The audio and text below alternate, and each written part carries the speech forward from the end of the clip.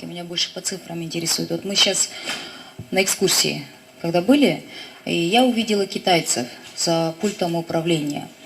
Вот я вижу здесь зампредседателя СНБ, ККНБ сидит, да? Скажите, пожалуйста, ТЭЦ – это объект стратегического значения национального масштаба или нет?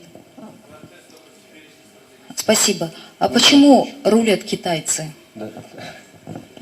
Я задаю вопросы Да, так, как отвечу, есть. Да, я вам отвечу на этот вопрос. Вы знаете, что в прошлом году в августе завершена модернизация ТЭЦ, и по контракту они в течение 2 лет полностью... Да, это мне Нурлан Мурза рассказал. Вот, хорошо, да, они сказали, что согласно договору. Да, там вот видите, условно говоря, 5 китайцев и 5 наших местных работников. Во сколько это обходится нашему бюджету? Мы не этот... Ну, вы сейчас не правы. Во сколько это заложено в смете китайской? Найдите цифры.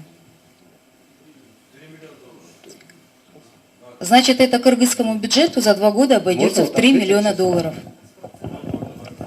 А если со всеми процентами, во сколько это нам обходится? Скажите, пожалуйста. Келишимде андай цифра жоқ. А жерде жазылган, что биринчи жыл гарантийный эксплуатация. Полностью кытайлыктар иштейт. Биздин персонал төлөтөт. Экинчи жыл это гарантия качества. Ошондо биздин персонал иштейт, а бир кандай бузуулар болсо баардык Кытайдын эсебинен оңдолот деп жасалган.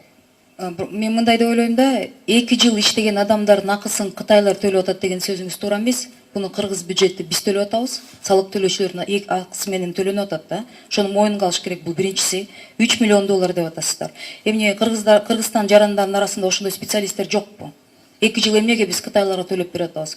И вот зампредседатель СНБ, у меня к вам вопрос. Почему вот такие вещи не контролируются вами?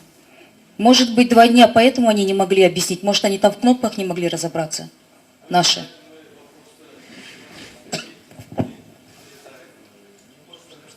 Вам никто не говорит, чтобы вы влезали в вопрос финансовой деятельности. Там на месте это управление. Мы отдали ТЭЦ управление иностранцам.